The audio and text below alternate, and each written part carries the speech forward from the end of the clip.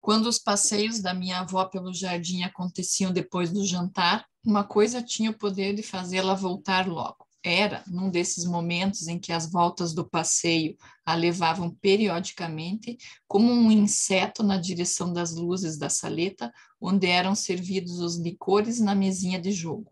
Quando minha tia-avó lhe gritava: Batilde, vem ver se impedes que o teu marido beba conhaque. Para aborrecê-la, de fato, ela trouxera à família de meu pai um espírito tão diverso que todos zombavam dela e a atormentavam. Visto que os licores eram proibidos a meu avô, minha tia-avó fazia-o beber algumas gotas.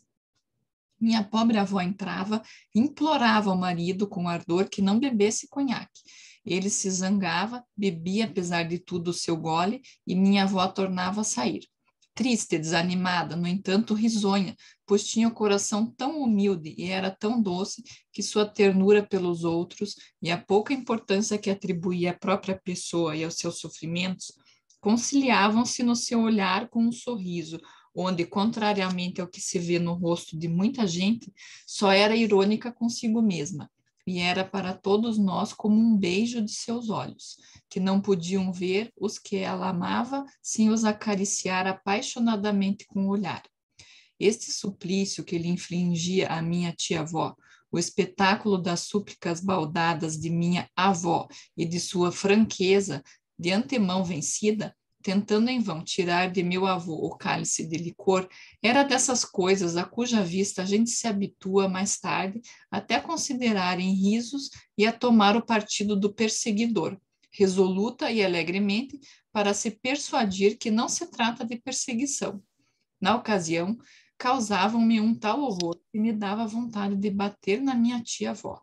Porém, quando ouvia, Batilde, vem ver se impedes que o teu marido beba conhaque. Já adulto pela covardia, eu fazia o que todos fazemos quando somos grandes, e há diante de nós sofrimentos e injustiças. Não queria vê-los. Subia para soluçar lá no alto da casa, numa peça ao lado da sala de estudos, sob os telhados, uma salinha que cheirava a íris, também aromada por uma groselheira silvestre que crescia do lado de fora, entre as pedras do muro, e passava um ramo florido pela janela entreaberta. Destinada a uma utilidade mais especial e mais vulgar, essa peça, de onde durante o dia se enxergava até o torreão de Rosanville-Pin, serviu por muito tempo de refúgio para mim, sem dúvida por ser a única que me permitiam fechar essa chave para todas as minhas ocupações que exigissem solidão inviolável. A leitura, o devaneio, as lágrimas e a volúpia.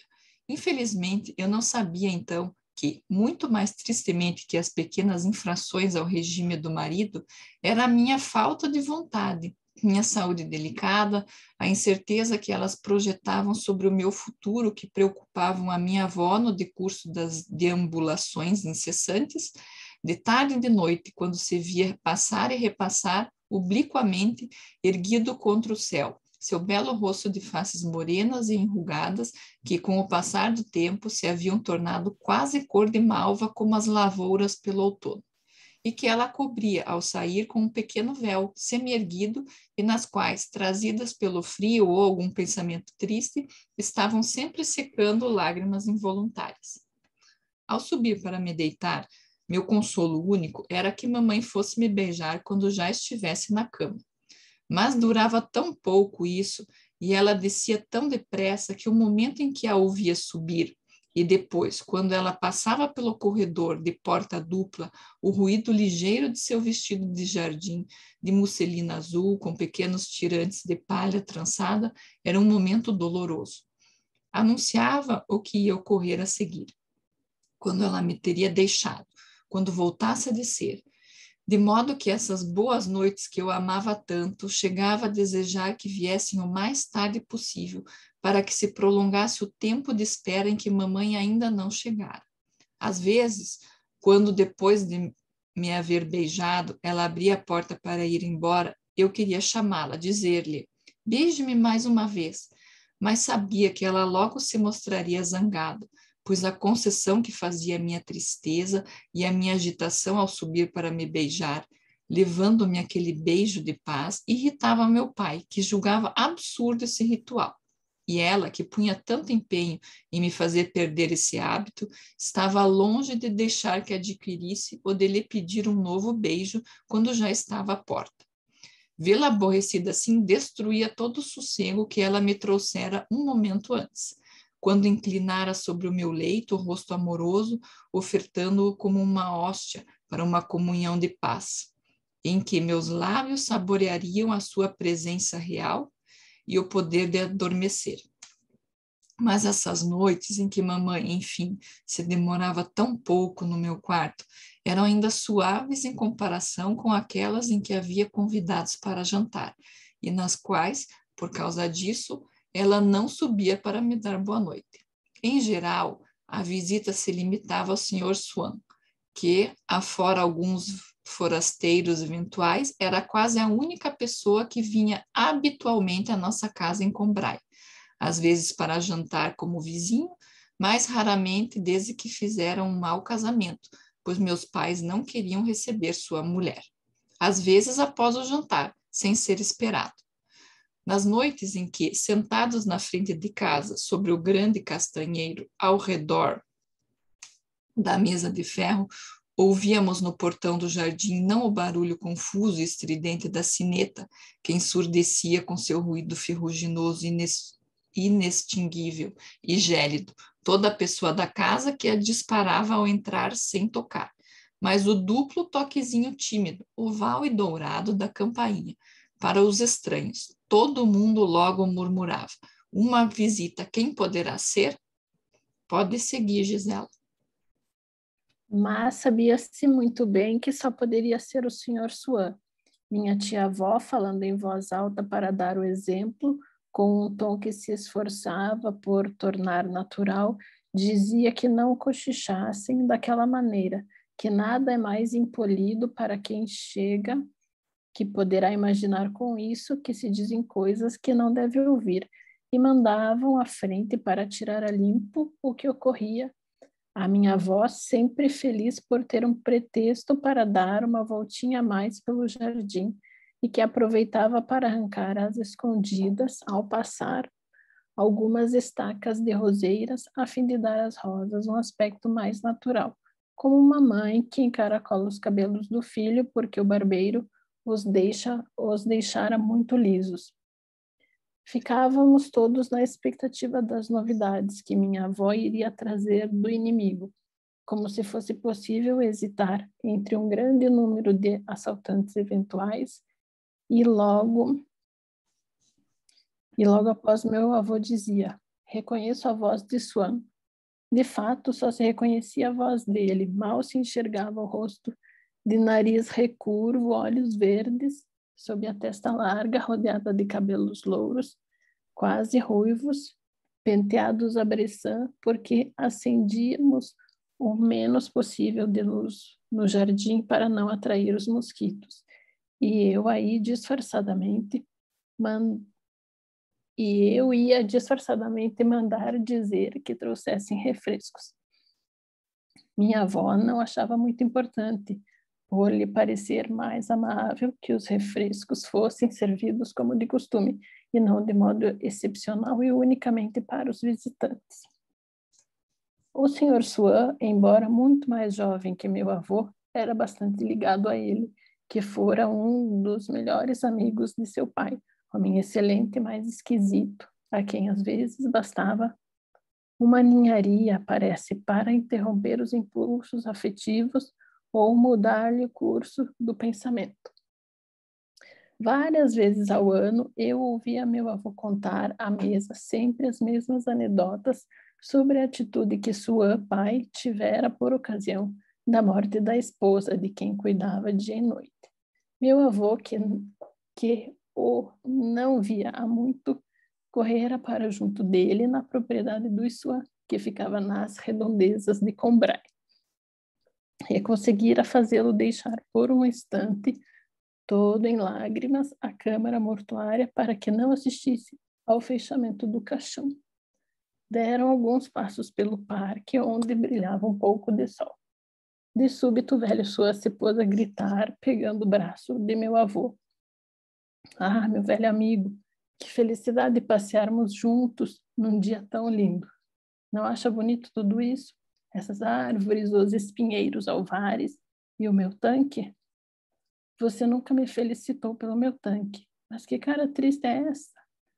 Está sentindo o ventinho agora? Ah, por mais que se diga, existe ainda muita coisa boa na vida, meu caro Amedé. Bruscamente, a recordação da esposa morta lhe voltou e, achando muito complicado, sem dúvida, explicar como podia ter se deixado levar por um movimento de alegria no momento daqueles, contentou-se com um gesto que lhe era familiar.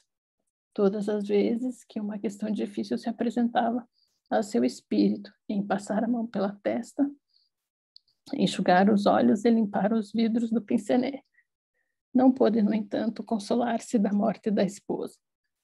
Mas, nos 2 anos que lhe sobreviveu, dizia a meu avô: é engraçado, penso muitas vezes na minha pobre mulher, mas não consigo pensar muito de cada vez. Muitas vezes, mas pouco de cada vez, como o pobre velho Suano. Tornara-se uma das frases favoritas de meu avô, que ele pronunciava a propósito das mais diversas coisas. Esse velho Suana, certa, me pareceria um monstro, se meu avô, que eu considerava o melhor juiz e cujas sentenças faziam jurisprudência para mim, ajudando-me com frequência a absolver faltas que me sentia propenso a condenar, não exclamasse, mas como era um coração de ouro.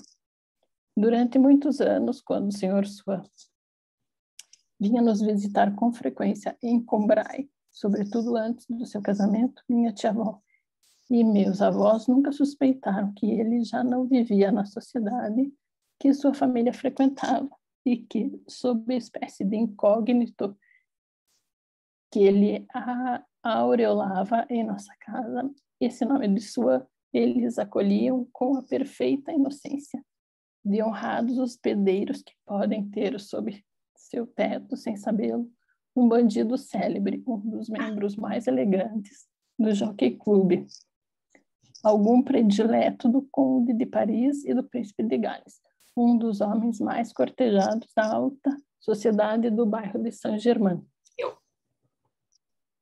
Nossa ignorância acerca dessa brilhante vida mundana que Swann levava provinha evidentemente, em parte, da reserva e da descrição de seu temperamento, mas também do fato de que os burgueses da época faziam da sociedade uma ideia um tanto hindu, considerando-a como composta de castas estanques, nas quais cada um, desde o nascimento, se achava colocado na posição ocupada pelos pais, e de onde nada os poderia tirar para fazer penetrar em uma casta superior, a não ser pelo acaso de uma carreira excepcional ou de um casamento inesperado. O Sr. Swann, pai, tinha sido corretor. O filho Swann deveria, portanto, fazer parte da vida. O filho Swann deveria, portanto, fazer parte a vida inteira de uma casta em que as fortunas, como numa certa categoria de contribuintes, variavam entre tal e tal renda. Sabia-se quais tinham sido as relações de seu pai, sabia-se desse modo quais seriam as suas, que espécie de pessoas estaria em condições de frequentar. Se por acaso conhecesse outras, seriam simples relações de rapaz, às quais os velhos amigos da família, como era o caso de meus pais, fechavam os olhos com benevolência. Tanto mais que ele mesmo, depois de órfão, continuava a visitar-nos fielmente. Mas seria de apostar que as pessoas desconhecidas de nós, que ele frequentava, eram dessas a quem ele não ousaria tirar o chapéu em nossa presença quando as encontrasse. Se desejasse aplicar à viva força a Swann um coeficiente social próprio, dentre os outros filhos de corretores de situação idêntica de seus pais, tal coeficiente não seria dos mais altos, pois Swann, de maneiras muito simples e tendo sempre a mania de objetos de antiguidade e pintura, morava agora numa velha casa onde ajuntava as suas coleções e que minha avó sonhava conhecer, mas que se situava no Cais de Orleans, bairro em que minha tia-avó achava uma infâmia morar. Mas o senhor é um conhecedor? Perguntou-lhe em seu próprio interesse, pois os comerciantes lhe devem impingir muitas porcarias. Dizia-lhe minha tia-avó. De fato, ela não lhe atribuía competência alguma e nem sequer fazia uma alta ideia do ponto de vista intelectual do homem que, na conversação, evitava assuntos sérios e demonstrava uma precisão bastante prosaica, não só quando nos dava, entrando nos mínimos detalhes, receitas culinárias, mas mesmo quando as irmãs de minha avó falavam de temas artísticos. Provocado por elas a dar a sua opinião, a exprimir sua admiração por um quadro, sua mantinha um silêncio quase grosseiro, mas em compensação, abria-se quando podia fornecer algum informe material sobre o museu onde tal quadro se encontrava e sobre a data em que fora pintado. Porém, de hábito, contentava-se em procurar divertir-nos, contando de cada vez uma história nova que lhe acabava de ocorrer com pessoas escolhidas entre as que conhecíamos, com o farmacêutico de Combray, com a nossa cozinheira, o nosso cocheiro. Certamente essas narrativas faziam rir a minha tia-avó, mas sem que ela percebesse bem se era por causa do papel ridículo que nela sua se atribuía sempre, ou pelo espírito com que as contava. O senhor é um verdadeiro tipo, senhor Swan.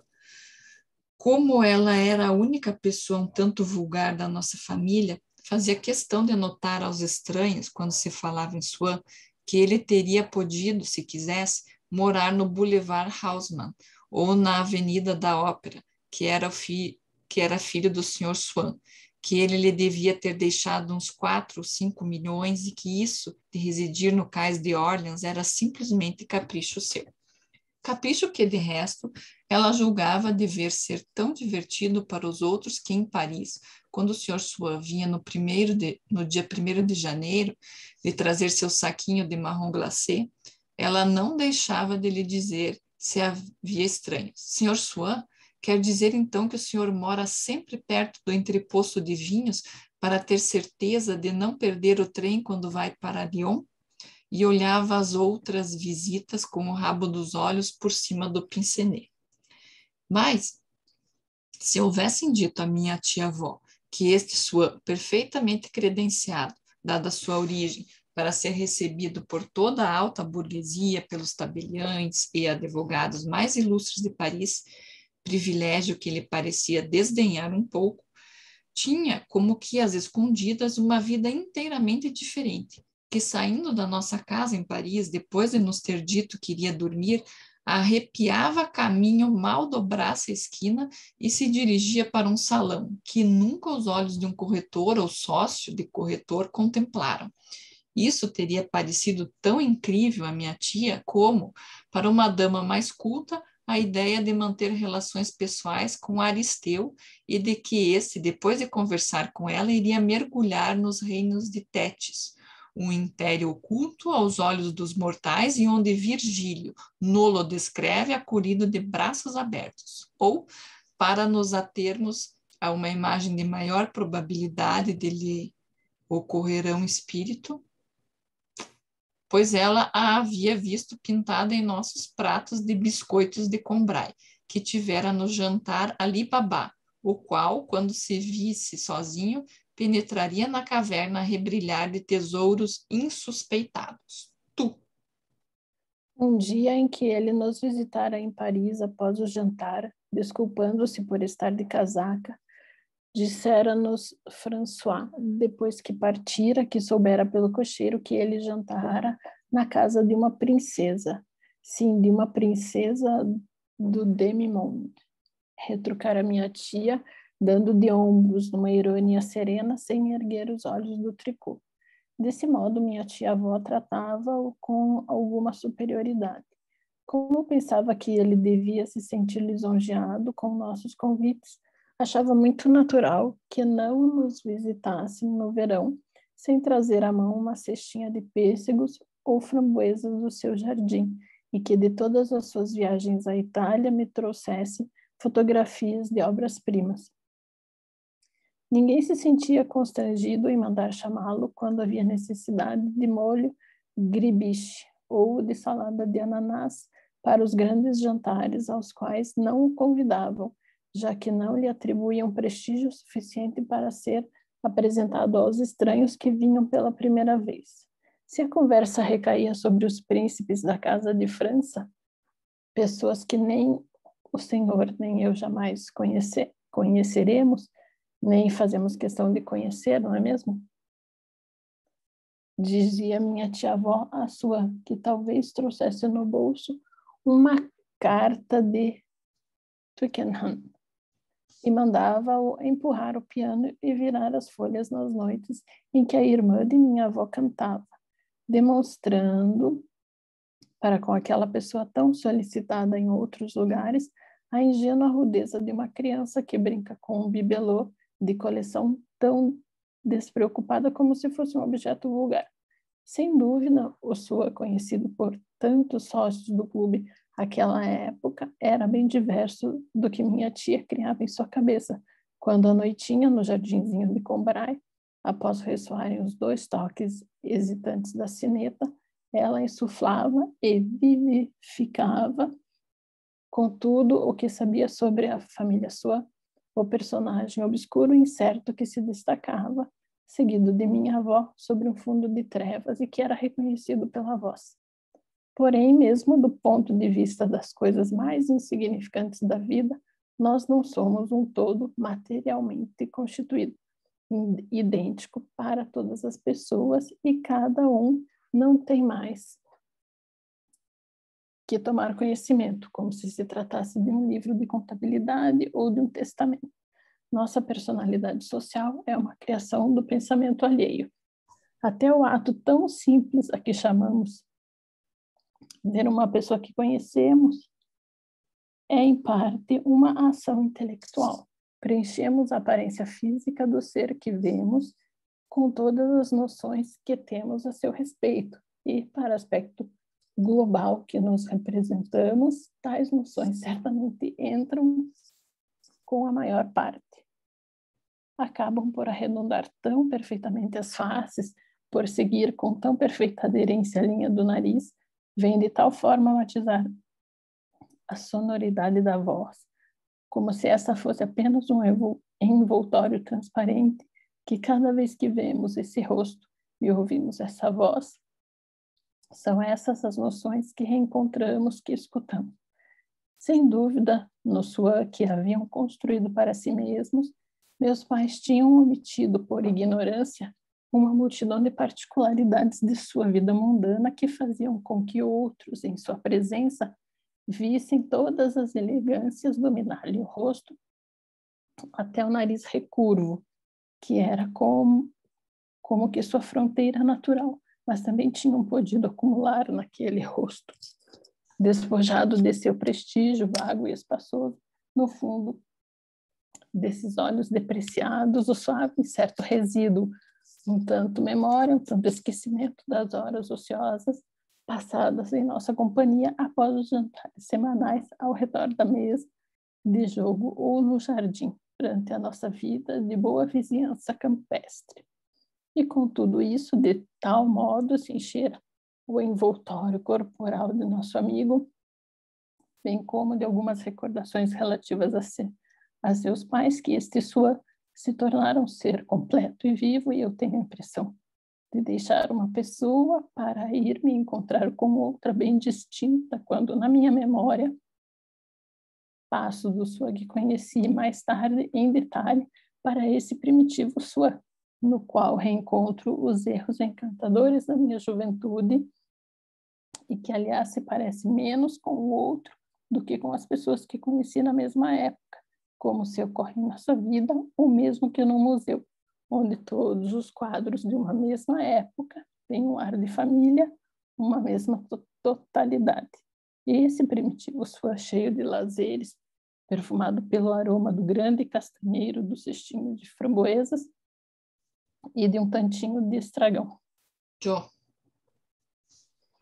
No entanto, um dia que minha avó tinha ido pedir um obséquio a uma dama que conhecera na Sacré-Cœur e com a qual, devido à nossa concepção de castas, não quisera mais ter relações, apesar de uma simpatia recíproca, a Marquesa de Villeparisis, da célebre família de Bouillon. Essa lhe dissera: creio que você conhece bem o Sr. Swann, que é um grande amigo dos meus sobrinhos de Lome.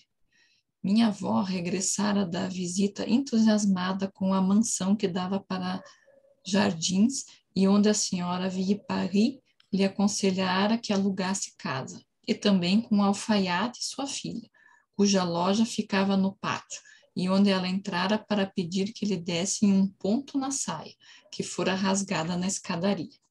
Minha avó achara-os perfeitos, declarando que a menina era uma pérola e que o alfaiate era um homem muito distinto, o melhor que ela já vira, pois para ela a distinção era algo absolutamente independente do nível social. Extasiava-se com uma resposta que o alfaiate lhe dera, dizendo à mamãe: se vinhe, não teria dito melhor. E, por outro lado, a respeito de um sobrinho da senhora Villeparisis, que encontrara em sua casa. Ah, minha filha, como ele é vulgar! Ora, a referência sua teve por efeito não o de elevá-lo na consideração da minha tia-avó, e sim o de diminuir a senhora de Villeparisis. Parecia que a consideração que, confiantes na minha avó, tributávamos à senhora de Villeparisis, lhe criasse o dever de não fazer coisa alguma que a tornasse menos digna. E a esse dever ela faltara ao tomar conhecimento da existência de Swann, ao permitir que seus parentes o frequentassem. Como então ela conhece Swann para uma pessoa que você pretende seja parente do Marechal de Mac-Mahon?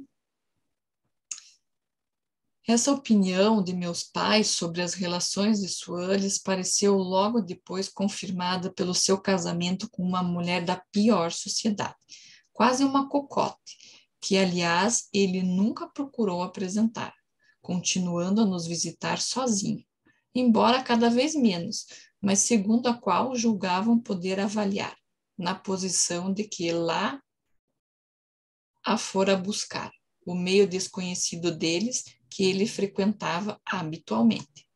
Mas uma vez, o meu avô leu num jornal que o Sr. Swann era um dos mais fiéis conviva dos almoços dominicais do Duque de 10, será? Como é que ele é isso? O Duque de X, talvez seja incógnito, cujo pai e tio tinham sido os homens de Estado de maior evidência do reinado de Luís Felipe. Ora, meu avô era curioso de todos os pequenos fatos que poderiam auxiliá-lo a penetrar, em pensamento, na vida privada de homens como Molé, como o Duque Pasquier, como o Duque de Broglie. Ficou encantado ao saber que Swann frequentava pessoas que os haviam conhecido. Ao contrário, minha tia-avó interpretou as novidades num sentido desfavorável a Swann. Alguém que escolhesse suas relações fora da casta em que nascera, fora de sua classe social, sofria a seus olhos desqualificação lastimável. Parecia-lhe que deste modo se renunciava de vez aos frutos de todas as boas relações com pessoas bem situadas, que as famílias precavidas cultivavam e guardavam com honra para seus filhos. Minha tia-avó chegara ao ponto de ter deixado de ver o filho de um tabelião de nossos amigos porque se casara com uma alteza, e assim, descendo do nível respeitável para ela de filho de tabelião para o de um desses aventureiros, antigos mordomos ou moços de estrebaria, para quem se conta que as rainhas tinham às vezes algumas facilidades. Ela censurava o projeto de meu avô, que consistia em interrogar Swann na primeira noite em que viesse jantar conosco acerca desses amigos que lhe acabávamos de descobrir. Por outro lado, as duas irmãs de minha avó solteironas, que tinham o nobre caráter dela, mas não o seu espírito, declararam não compreender a satisfação que o cunhado podia achar em falar de semelhantes ninharias. Eram pessoas de aspirações elevadas e, por isso mesmo, incapazes de se interessar pelo que se chama uma bisbilhotice, ainda que de interesse histórico e, de um modo geral, por tudo aquilo que não se ligasse diretamente a um objetivo estético ou moral. O desinteresse de seu pensamento era tal quanto a tudo o que, de perto ou de longe, parecesse estar relacionado com a vida mundana, que o seu senso auditivo, tendo por fim compreendido sua inutilidade momentânea desde que, ao jantar, a conversa assumia um tom frívolo ou unicamente terra a terra, sem que elas pudessem fazê-la retornar aos assuntos que lhes eram caros, deixava, portanto, em repouso seus órgãos receptores, fazendo-os sofrerem um verdadeiro princípio de atrofia. Se o meu avô, então, tivesse a necessidade de atrair a atenção das duas irmãs, precisava recorrer a essas advertências físicas, usadas pelos médicos alienistas no caso de certos maníacos distraídos. Golpes repetidos num copo com a lâmina de uma faca, coincidindo com uma brusca interpelação da voz e do olhar, meios violentos que os psiquiatras empregam muitas vezes nas relações comuns, como pessoas sãs, seja por hábito profissional, seja por julgarem todo mundo um tanto louco. Elas ficaram... Eu acho que a gente vai parar. Peraí. Tá. Vai. Elas ficaram mais interessadas quando, na véspera do dia em que sua devia vir jantar, lhes enviara pessoalmente uma caixa de vinho de haste.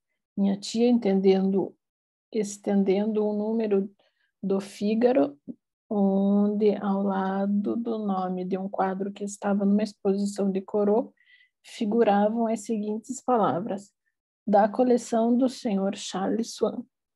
Nos disse: viram que Swann tem as honras do Fígaro, mas eu sempre... Que acho que é o jornal francês. Não, tá tudo. Mas eu sempre afirmei que ele tinha muito bom gosto, disse minha avó.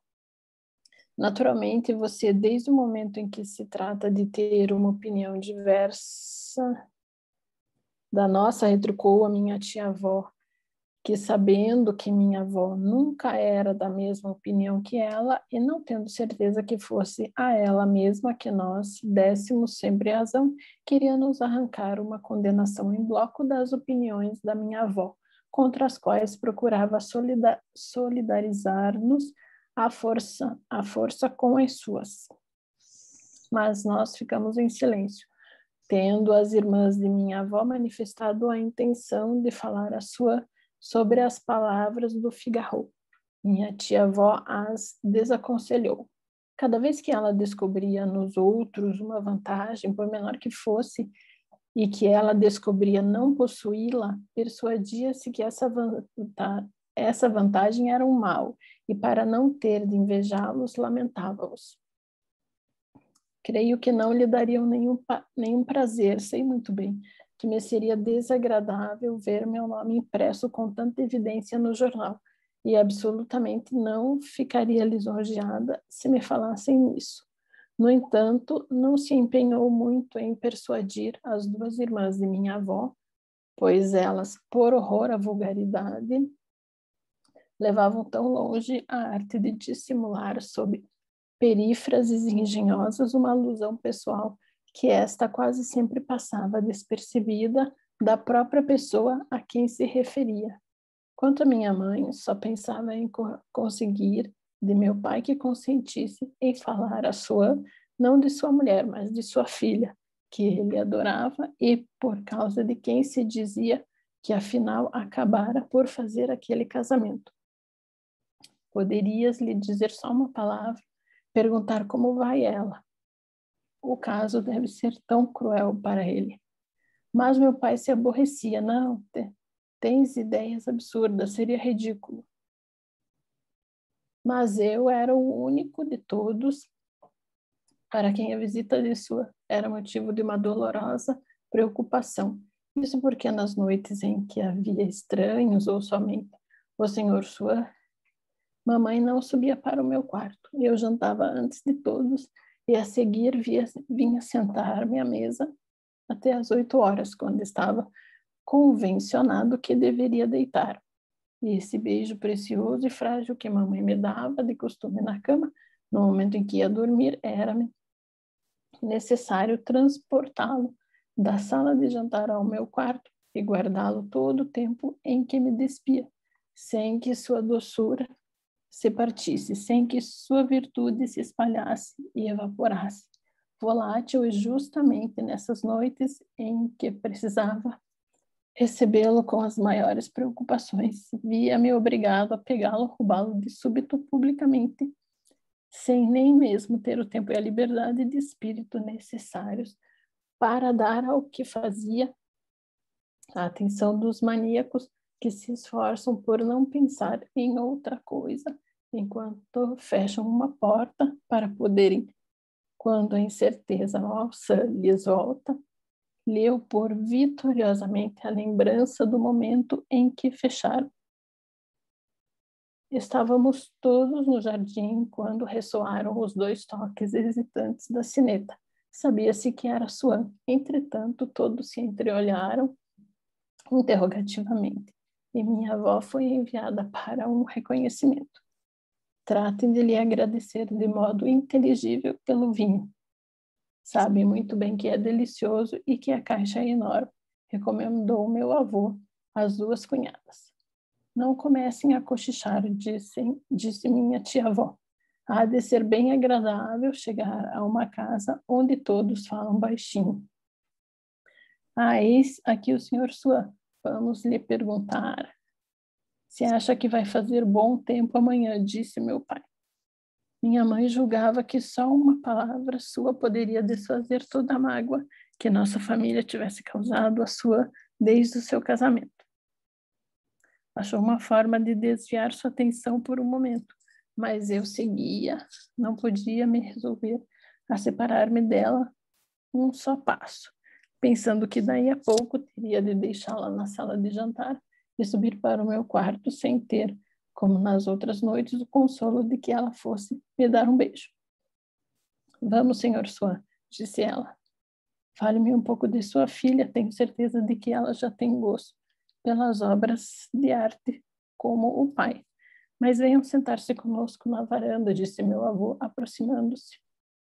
Minha mãe foi obrigada a se interromper, mas até soube tirar desse contratempo mais um pensamento delicado, como os verdadeiros poetas a quem a tirania da rima obriga a fazer seus melhores achados. Voltaremos a falar da sua filha quando estivermos sozinhos, disse ela a meia voz. Deu.